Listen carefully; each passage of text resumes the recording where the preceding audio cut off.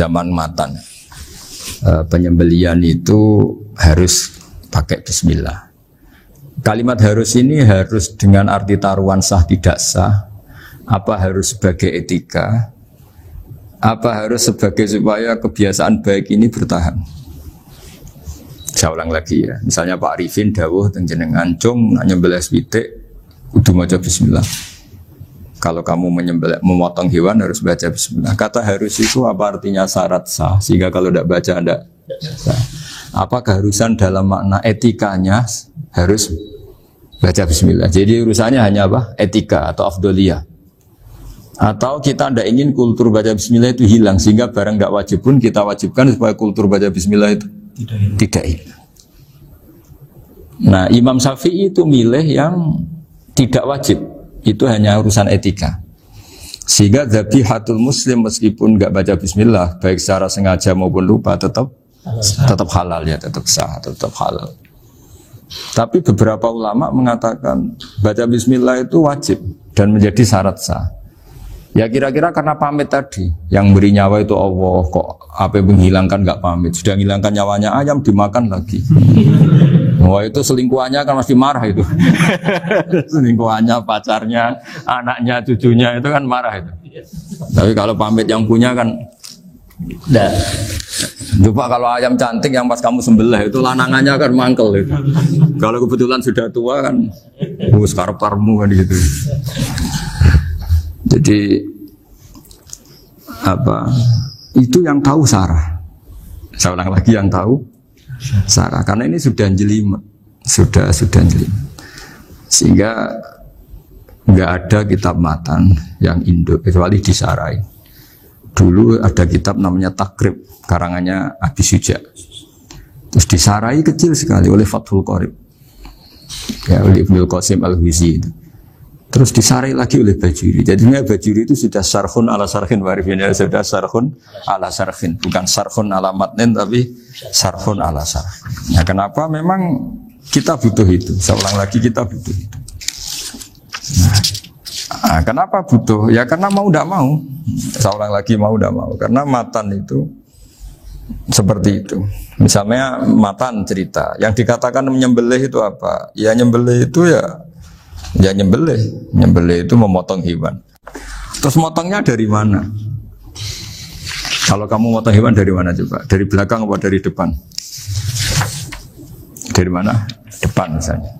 Pertanyaannya, ketika dari depan itu paling penting terpotong al-hulkum wal mari misalnya. Yang satu majrur to'am, yang satu majrur ruh, ya gitu, majrur nafas. Tapi andaikan dari belakang gimana? Tapi tetap terpotong. Mulai ribet kan? Kalau kubu sebelah kan enak, pokoknya nggak sunnah Rasul seperti itu, nggak mau debat. Tapi kita ndak, cara berpikir ndak gitu. Ini kan status hukumnya halal apa haram ketika ada orang motong hewan dari belakang. Nah, terus kita berdebat kan, mesti berdebat itu mau dibilang haram, nyatanya memenuhi syarat apa tadi pemotongan, hukumnya kena, amarinya kena. Mau dibilang halal, jangan-jangan pitiknya sudah pingsan, sudah mati karena dogrok-ogrok dari belakang. Nah, itu terus ulama debat, kan mungkin juga, ya kan? Pitiknya sudah setengah kena corona, pingsan terus, ya kan? Sudah pingsan terus digorok. Nah seperti ini mau tidak mau kita harus detail. Detail artinya yang dikatakan menyembelih itu apa? Ya nanti tak bacakan tabir-tabir di Bajiria sekaligus ijazah untuk jenengan semua. Saya tadi alhamdulillah ketemu Pak Arifin lama, nantikan panjang lebar tentang pentingnya ilmu. Yang dikatakan menyembelih adalah mematikan hewan yang hidup dengan kaifiyah syariah. Saya ulang lagi, mematikan hewan yang hidup dengan kaifiyah syariah. Nah kalimat hidup ini mulai masalah. Hidup yang apa? Misalnya ada hewan, saya sering kalau ngaji cerita, ada ayam jago ketandang mobil, ketabrak mobil, kejet-kejet. Enggak kamu sembelih pun 1 menit lagi pasti meninggal. Ini kan hanya koordinasi prosedur saja. Karena prosedur ayam mati harus kejet-kejet, enggak boleh enggak langsung peletes mati, enggak boleh. Nah pertanyaannya ketika kejet-kejet ini kamu sembelih, Itu halal apa enggak? Wong ndak andekan ndak disembelih juga sudah mati. Artinya penyembelihan ini kan ndak memberi kontribusi pematian, tapi enggak ngefek. Gitu. Makanya terus ada perdebatan. Ada hayatun mustaqirrah, ada hayatun ittirariyah, ada harokatu masbuh. Itu kalau enggak sarah enggak bisa. Lalu pertanyaan nakalnya begini. Saya itu betul pernah ngalami itu. Wayam jago itu kan mahal, apalagi kalau Bangkok kan. Saya pas jalan-jalan sama anak saya, sama jalan-jalan mau ke pasar itu di pertolongan dua rumah. Kusik halal tuh orang, kadang tanya orang awam, halal kata saya. Gitu. Padahal andai kan tidak disembelih ya pasti mati. Suatu saat ada yang mengkonfirmasi lagi. Saya bilang kalau kiai ya tidak pantas makan ayam gitu, tapi kalau kamu tidak kiai ya pantas saja. Daripada rata halal lo geremeng eman kan ribet. Nah sebetulnya itu dalam mazhab Syafi'i itu tidak halal karena dia sudah tidak punya hayatun mustaqirrah. Karena tadi setengah menit lagi atau 1 menit lagi pasti mati. Kan dia belum mati karena koordinasi Israel saja, tetap yang ngambil itu. Tetap kan nggak segampang itu kan, tetap prosedur apa? Jalankan SOP. SOP-nya harus ada. Nggak boleh mati selonang-selonang itu, nggak boleh. Tetap ada SOP kata Warifun ada SOP. Dia kalau sama saya bisa guyon kalau. Nah, tapi misalnya nanti pertanyaan, tapi dalam mazhab Maliki itu diabaikan, hayat mustaqirrah, hayat ittirariyah, hayat itu diabaikan. Cara berpikir Imam Malik lebih matematis. Kalau nggak disembelih itu matinya berapa menit? 1 menit lagi. Gara-gara disembelih dia mati sekarang. Berarti eksekutornya ya peso itu. Ya berarti peso itu memenuhi kriteria mematikan sesuatu yang masih hidup, hewan yang hidup dengan cara syar'i. Jadi andai kan ada rapat malaikat, matinya karena apa? Coba? Karena peso apa karena kecelakaan? Karena peso. Ya kan? Karena kalau nggak tanpa peso nunggu 1 menit. Gara-gara disembelih langsung terjadi sekarang. Nah karena hukum halal ini yang menarik dan menguntungkan. Di bab ini orang jadi Malikiyah semua. Mana maksudnya ya? Jadi kita ini sebetulnya Syafi'i pecundang gitu. Syafi'i partai politik. Jadi kalau sedang tidak menguntungkan ya kata siapa kita Syafi'i banget. Tidak juga itu. Ya. Jadi karena tadi ya kalau pada level perdebatan ulama itu ada tadi ya ada seperti itu, ada hayatun mustaqirrah, ada hayatun ittirariyah, ada harokatul masbuh.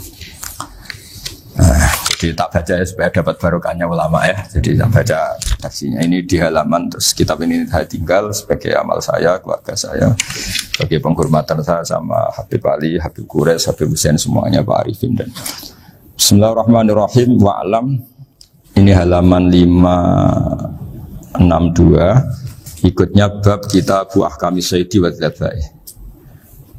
Ya, jadi nanti yang mungkin kalau beda halaman cari di babnya kalau beda halaman cari di babnya. Karena kadang beda halaman warifnya. Kalau cetak sekarang enggak. Beda. Iya, kadang beda juz pun. Kayak Ikhya sekarang tuh sampai 6 juz. Zaman kita ngaji kan 4 ya. Sekarang ada yang 6, ada yang ribet cetakan sekarang ya. Di atas ada 10. Satu Ikhya itu. Hurufnya dibesarin. Ikhya biar. Iya, ada yang satu. Karena ngerti zaman akhir paling sudah agak buta huruf. Satu dulu punya guru terakhum sudah sepuh. Itu baca gini nggak bisa, Pak. Jadi kalau di kelas harus dituliskan pakai spidol. Mulang Minhajul Abidin, sudah sepuh sekali. Kalau ngajar itu nggak bisa jalan, udah pakai becak. Itu yang nulis agak kurang ajar. Nulis CDE gitu bar.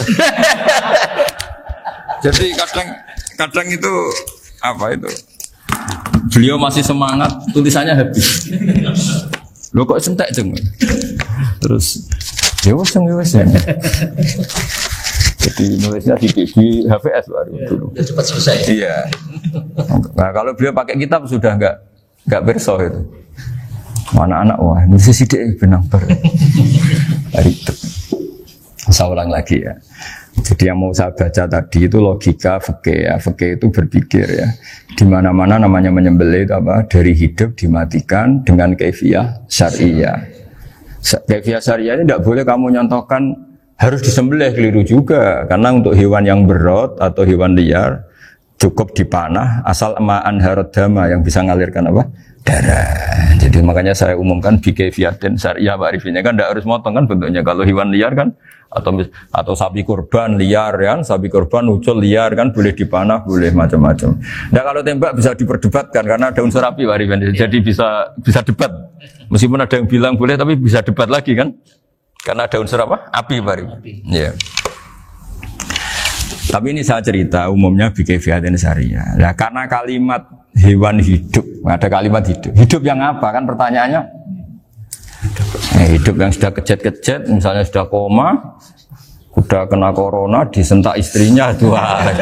Apalagi ayamnya menyaksikan pasangannya diselingkuhi, wah itu udah stroke itu dia. Itu. Nah itu. Makanya kalau orang suka macam-macam itu kayak ayam makanya itu. Saya baca ya. Bismillahirrahmanirrahim. Wa'lam annahu yujadu fi ibaratihim hayatun mustaqirrah, hayatun mustamirrah, harakatu madhbuh. Wa yuqalu aisyu madhbuhin. Wal farqu bainaha annal hayata al mustaqirrah yakunu ma'aha ibsarun bi ikhtiyarin wa nutqun bi ikhtiyarin wa harakatun ikhtiyariyah. Wal hayat al mustamirah ya allati tastamiru ila khurujir ruh minal jasad. Wa harakatul masbuh ya allati la yabqa maha ibsarun bi ikhtiyarin wala nutqun bi ikhtiyarin wala harakatu ikhtiyariyah. Bal yakun maha ibsar wa nutqun wa harakatun ibtirariyah ini. Wa ba'duhum farraqa bainahuma. Sampai saat terus ini. Jadi ini perbedaan-perbedaan pandangan ulama. Nah, Imam Malik itu mengabaikan semua istilah itu. Sing penting pas mbok sembelih iku kecelok urip, cara wong Jawa iku kecelok urip. Cek hayat mustaqirrah, cek ittirariyah, cek harakatu mazbuh, pokoknya kecelok urip. Ane kecelok urip bisa dibilang masih hidup. Karena kalau bisa dibilang masih hidup, kamu sembelih tetap nanti rapat malaikat kira-kira gitu. Ini matinya karena apa? Karena kecelakaan. Oh, kalau kecelakaan 1 menit lagi matinya dong. Tapi kan matinya sekarang ya karena disembelih. Nah tadi saya bilang sebenarnya mazhab Syafi'i itu tidak seperti itu. Karena Imam Malik menghalalkan, biasanya penggemarnya lebih banyak. Di bab bongso halal itu kan penggemarnya masih banyak. Tapi ya sudahlah, itu masih ahli sunnah karena salah satu dari mazhab 4. Tapi logikanya juga masuk. Jadi kita bukan sekedar taklid ke Imam Malik, tapi kalau kita ikhtiyat ikut Imam Syafi'i ya monggo, karena mungkin secara medis karena mengalami seperti itu mungkin tingkat kesehatannya apanya sudah ya sudah lah. Yang penting makanya terus orang Jawa pinter, nak PTE jago ya halal, nak cilik enggak lah. Itu kan ibarat perdebatan antara kepiting sama yuyu. Yang menghalalkan kepiting itu mengharamkan yuyu. Tahu yuyu yang kecil di sawah ya? Tak tanya kenapa yuyu halal, karena amfibi Gus, bisa hidup di dua alam. Memangnya kepiting enggak? Oh beda. Ternyata beda maksudnya. Eman Gus kalau haram. Eman kan kalau yuyu haram kan nggak ngefek kan, kecil. Ini mufti kok. Oh, udah kadang halal, udah kadang makan selama ini. Iya, selama ini udah kadang makan itu. Makanya banyak kiai yang mengharamkan kepiting sebetulnya, tapi minoritas kan. Minoritas. Tapi yang mengharamkan yuyu mayoritas, wong kecil aja. Jadi kita ribet ikut siapa? Kata siapa ahli fikih gak mikir untung rugi. Makanya saya ini bingung, jadi saya ini kan kiai ya, kiai betul, susah kadang jadi kiai. Sebagian guru saya itu mengharamkan kepiting. Nah kalau kayak dolan di daerah Juwono, Mas Nafis daerah itu, penghormatan tertinggi santri itu kalau nyugoi kiainya kepiting, karena itu makanan termahal. Bingung kan dia? Mau tidak makan itu kayaknya dipersiapkan betul Pak Ribun. Sudah ada effort ya. Warna nyari yang mahal kan. Mau makan itu sebagian guru kita mengharamkan. Akhirnya ya ada darurat tadi. Makan sekadarnya. Kalau saya habis 3 pasti israf. Kalau habis 1 prosedur hormat yang nyugui. Itu susahnya jadi kiai. Kalau kamu kan tidak kiai, mumpung gratis. Enaknya gak jadi kiai kan itu Mas. Pertimbangannya mumpung gratis. Sudah gitu masih mun dibutuh mawon, makai dibutuh mawon. Oh, digawa tenan. Tapi sebetulnya ada sisi naif dari yang bilang halal tadi. Ketika yang bilang naif itu versinya, tapi ya nggak apa-apa, semoga dimaafkan Allah. Naifnya tadi, tapi saya tidak tapi itu masalah khilafiyah ya. Semoga yang mengatakan halal juga benar, karena punya perhitungan iman tadi. Tapi yang bilang halal itu tak tanya, itu halal apa haram? Lucunya jawab haram semua. Ini bahasa Indonesia nggak ada kayaknya. Nggak tahu juga saya apa. Yang penting paham, tapi yang kecil itu. Itu kalau diharamkan nggak ada yang protes ya? Nggak ada. Tapi kalau kepiting? Ini pakai model apa? Coba Pak Wafa, kalau alasannya amfibi, yuyu sama kepiting sama enggak? Kalau alasannya amfibi, hidup di dua alam. Sama-sama. Sama-sama. Kenapa kepiting jadi halal? Lebih bernilai. Ini juga mufti model baru. Mungkin muftinya menghalalkan itu. Iya makanya. Kan jadi kayak tadi ayam jago tadi orangnya tak tanya akhirnya. Andekan yang kecelakaan itu ayam kecil. Kamu tanya saya enggak? Ya enggak, aku langsung tak buang. Kan langsung dibuang. Berhubung ayam besar. Eman kan. Tapi nurani aja sebetulnya protes. Nyembelih wis kleket-kleket terus. Kadang kan apa kejet-kejet itu sudah tunggu SOP dari Pak. Ya tapi apapun itu ini ilmu harus didengar ya supaya sampean tahu ya, ada hayat mustaqirroh, ada hayat mustamirroh, ada hayat ittiroriyah, paling enggak kita ngerti lah. Karena nanti di bab B, ya nyun sewu di bab apa? B. Itu ya nanti nggak sahnya karena apa? Tidak mutamawal. Misalnya saya punya utang sama Pak Arifin ayam jago, tak bayar dengan jago yang mengalami kehidupan sudah seperti itu kan tidak sah. Meskipun itu hidup tapi sudah tidak hayat yang mustamirah, tidak normal. Jadi ilmu itu apapun tidak cocok kita karena beda mazhab misalnya, tetap sebagai apa? Ilmu. Jadi jangan pernah anti ilmu meskipun kita tidak cocok. Dulu saya itu heran sama Abu Hanifah karena membolehkan merujuk wakaf. Wakaf itu kan nggak boleh ditarik kembali dalam mazhab Syafi'i dan hampir semua ulama bilang gitu. Tapi kalau kata Abu Hanifah, jika nazir yang nerima itu tidak sesuai rencana kita, keinginan kita itu boleh narik kembali. Fa innal waqfa atiyatun makhdoh, kata beliau. Wakaf itu ya pemberian normal saja. Suatu saat ada peristiwa gini Pak Arifin ya, ada orang kaya raya mewakafkan tanah itu senilai kalau nggak salah itu 60 miliar. Singkat cerita beliau bermain apa gitu, bisnis apa itu bangkrut. Kemudian itu belum disertifikatkan wakaf. Kemudian nggak ada yang disawang Coro Jowo, nggak ada yang dilihat, terus mau dibeli sama nyuwun sewu sampai yang mau beli yang mampu itu non muslim. Singkat cerita ada orang kaya muslim yang mau beli itu tapi ada problem karena itu wakaf. Tapi kalau nggak dibeli itu malah dibeli non muslim. Tanya saya jawab nggak apa-apa dibeli saja. Ngikuti mazhab Abu Hanifah. Karena kalau mazhab Syafi'i itu nggak sah semua pembeliannya. Tapi apa artinya mazhab kalau kita berpikir nggak sah tapi yang jual melakukan? Nah itu yang nggak dipikirkan oleh orang-orang fikih yang di Menara Gading. Apa gunanya kita bilang nggak sah, tapi yang punya tanah tadi tetap menjual, karena tidak mengindahkan hukum itu. Mau apa? Makanya saya bilang nggak kiai tentang Gus itu nggak ada kaulnya dalam mazhab Syafi'i. Saya bilang kamu mengharamkan itu tidak ada gunanya, karena itu tetap dilakukan. Jadi kita pertimbangannya ndak itu, daripada dikuasai situ mendingan kita. Betul. Nah itu sisi-sisi fikih. Makanya ini kita ngaji fikih tidak segampang itu memberi fatwa karena pertimbangannya banyak Pak. Tidak hitam putih gitu maksud saya, ini cerita. Jadi nanti kamu ngerti. Jadi mau apa coba? Itu kan ibarat gini. Hukumnya kita ngajar perempuan itu masalah sebetulnya secara karena itu ajnabiyah. Tapi fikih mentoleransi li ajli ta'lim karena untuk belajar enggak apa-apa. Kalau sudah jadi fakta itu ribet. Dia maunya belajar sama kamu dan sekali kamu tidak mau belajar ke yang lain yang potensi menyesatkan. Jadi fikihnya bukan masalah nazar lagi, sudah penyelamatan. Ribet kan kalau sudah begitu. Saya punya kenangan yang menurut saya itu harus jadi trauma. Siapapun harus jadi trauma. Ini cerita sedikit. Ini masih ngaji fikih, pertimbangan. Ada orang itu sangat khusyuk, Pak Rifin. Sangat khusyuknya di rumahnya Pak Wafa itu nggak ada TV, nggak ada motor, nggak ada apa saja. Ketika anaknya berkembang agak dewasa, itu pertama naik motor, itu ya utang jasa sama kawan-kawannya. Pertama dia ngelihat nikmati TV ya dari kawan-kawannya. Corong Jawa, mbek tanggane lah.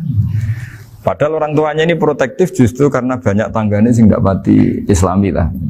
Ya mereka orang Islam tapi ya nggak sholat, nggak apa. Singkat cerita orang tuanya ini datang ke rumah sana nangis, nangis Gus. Sekarang saya ikrar bahwa mazhab abah jenengan Kiai Nur Salim, bapak saya itu mazhab jenengan itu lebih hebat timbang mazhab kula. Nangis dia. Dulu saya itu agak menyalahkan Kiai Nur Salim jenengan karena longgar di rumah ada TV ada motor. Terus dia cerita. Nah karena anaknya ini pertama bisa naik motor, untuk anak ABG ini kan jasa yang luar biasa. Karena dia butuh sekali bisa naik motor, dipinjemin. Akhirnya walhasil anaknya ini yang saya merantau ke Jakarta kemana, hanya lam yusolli wa lam yasum. Padahal anaknya ya kiai kampung. Terus tak ceritanya. Akhirnya dia tanya, kenapa sih Gus jenengan sama abah kok longgar gitu sama anak? Tak cerita ini gini Pak Arifin, menurut ilmu al-insan abdul ihsan, manusia itu budaknya kebaikan. Karena utang jasanya sama anak ini, ya dia akan ainut anak ini. Sementara kenangannya Mbak jenengan Mbak Amui, tidak boleh. Dia baru ngakui ya Gus saya itu nyun sewu hanya khusyuk tapi kurang ilmu. Tadi dia hanya berdasar khusyuk. Bocah kok main delok TV kan pikirannya hanya gitu. Ini cerita ilmu, saya bukan menjustifikasi manapun, ini kan cerita ilmu Pak Arifin ya. Jadi semuanya itu ada hitung-hitungannya. Coba kalau kita terlalu stakung be anak pertama naik motor jasanya orang nggak sholat ya, pertama roh TV jasanya orang nggak sholat. Coba terikatnya anak ini sama kita apa sama orang itu? Sama orang itu. Bayangkan kalau umur ABG, kalau umur sak pari pun Pak Wafa ini nafsu astagfirullah kan. Gue job tua nome orang. Gaya tok, bareng tua udah khusus gue gaya tok. Aslinya namanya bodoh. Ya saya sama semua. Cuma saya akan lebih jujur dari biasa. Jadi orang itu harus ngitung gitu. Itu kenapa Mbah Mun tuh kiai alim alama. Setahu saya dalamnya ada TV. Putra-putra ini lihat TV. Meskipun kita tidak mungkiri negatifnya TV, kita nggak mungkiri Pak Arifin ya. Tapi tadi ketika anak-anak ABG itu pertama lihat TV jasanya tombol nih. Kalau kebetulan tanggane wong soleh nggak masalah ya. Kalau enggak, itu nangis ke rumah saya itu. Nyesel dia. Tapi saya bilang gini, ini jenengan tiang soleh, mesti anak jenengan suatu saat kembali. Coba pola jenengan harus rubah. Ini hebatnya Nabi. Ketika Sayyidah Aisyah masih kecil, minta diperlihatkan Li'bul Habasyah. Itu diturutin kan masyhur itu. Kayak apa Nabi? Karena kalau nggak diturutin, pasti Sayyidah Aisyah akan ngidolakan mainan yang lain yang di luaran sana malah. Itu karena Nabi punya kearifan tadi. Jadi ini kan ilmu, lagi-lagi ilmu. Jadi yang semua itu harus dibaca dengan ilmu. Makanya kata Nabi, ad-dunya mal'unatun mal'unun fiha illa dzikrawah wa ma'alahu aw aliman aw muta'alliman. Karena dunia ini hanya bisa dibaca dengan ilmu. Yang diridai Allah maksud saya hanya bisa. Saya itu banyak kenal menteri, kenal pejabat. Tapi saya tidak pernah melihat itu sebagai pejabat. Melihatnya itu orang yang ingin belajar agama. Karena sekali salah melihat, yang hidup itu tamaknya Pak Arifin. Yang hidup kan tamaknya. Saya kenal orang kaya kok melihat kayanya, yang hidup itu tamaknya, ingin dapat ini, dapat. Tapi kalau melihat itu sebagai hamba Allah yang ingin belajar, insya Allah kita selamat dari tamak. Meskipun kita ya manusia tidak sempurna. Setidaknya ketika dia lomo atau tidak lomo, nyalami template apa tidak ngefek, karena kita melihat ini mau belajar. Tapi kalau kamu didorong tamak, katanya orang kaya ternyata nggak tahu haknya kiai, ribet kan? Ribet. Ya kalau kamu punya santri cantik ya lihat itu sebagai santri kamu. Jangan melihat ini mau nggak sama saya, kalau enggak ya wah ya ribet kalau gitu. Ini anak-anak muda harus dilatih ikhlas, bahaya ini santri-santri sampean kalau nggak dilatih ikhlas ini bahaya.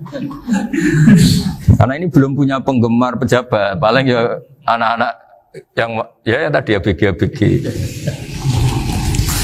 Jadi lah Sarah kembali lagi Sarah itu membicarakan itu detail.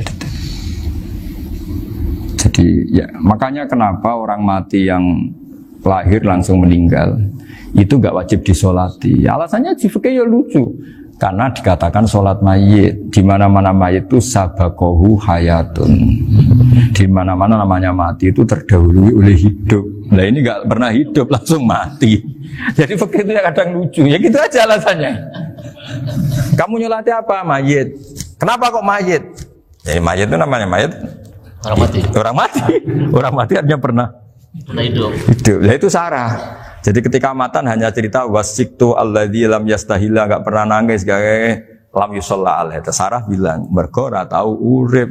Kalau enggak pernah hidup berarti enggak bisa dikatakan mati. Kayak sampean miskin itu kan enggak bisa dikatakan bangkrut. ya miskin aja gitu loh. Kan gitu ya. Karena nggak pernah kaya. Kayak Mas Nafis nggak bisa dikatakan, oh itu Qurannya lupa gimana? Nggak pernah hafal. Jadi yang dikatakan lupa itu pernah hafal. Nggak lupa nggak apa, Gus Qurannya lupa, gaya nggak pernah hafal kok bilang apa?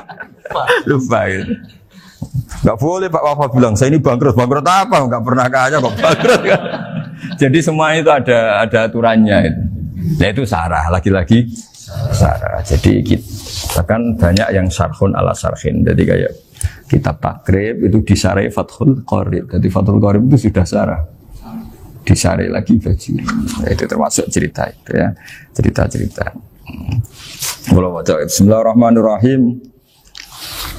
Ya, wa yakunu qad dzukira daf'atan wahidatan la fi daf'ataini. Islam tujad al hayat al mustaqira inda daf'atis saniyah. Amma idza wujidat al hayat al mustaqira daf'as saniyah fayakhilu al masbuhu aidan.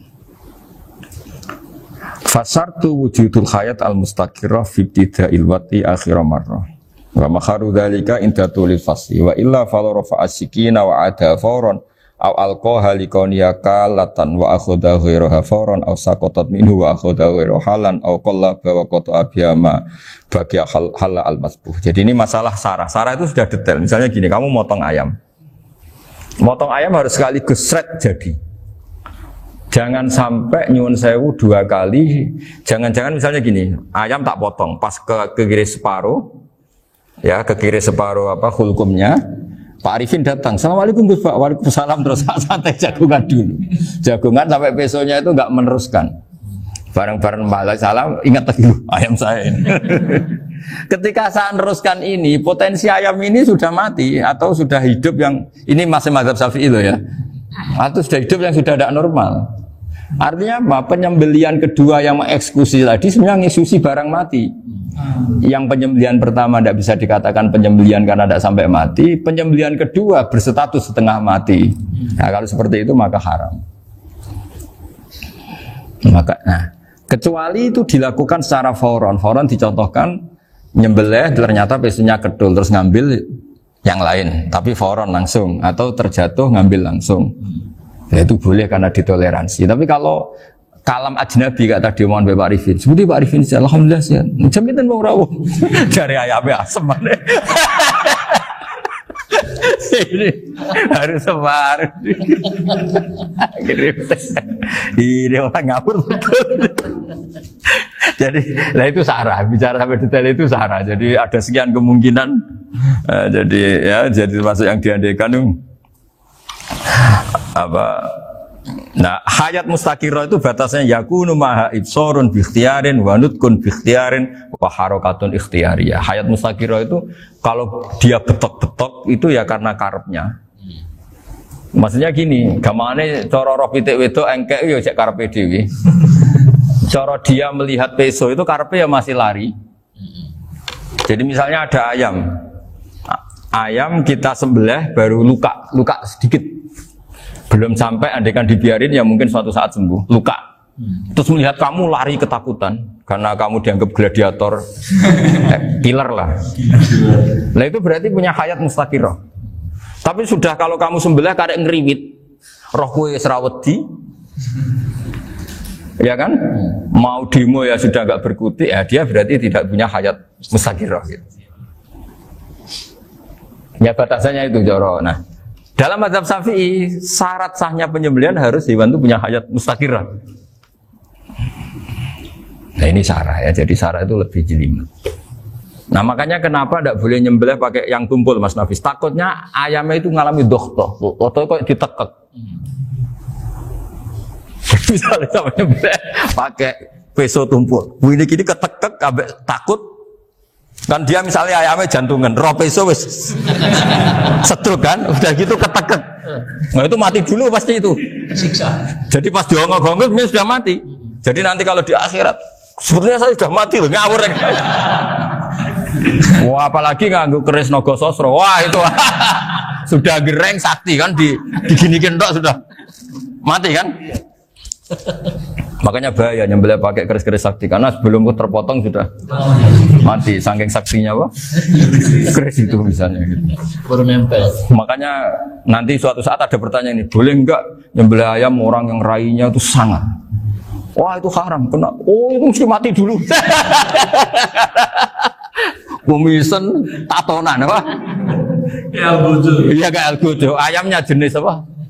Stroke ya? Jenis penakut. Pas mau disembelih, tidak mati. Jadi hati-hati ya nyembelih ayam. Jadi kalau orang kampung Pak Arifin ya, orang kampung mudin kampung. Mungkin kalau orang kota sudah nyuwun sewu gak peduli. Kalau orang kampung itu apa itu Pak Arifin? Kalau nyembelih jago itu sampai apa itu? Ilatnya dikeluarin dulu. Oh iya. Apa ya?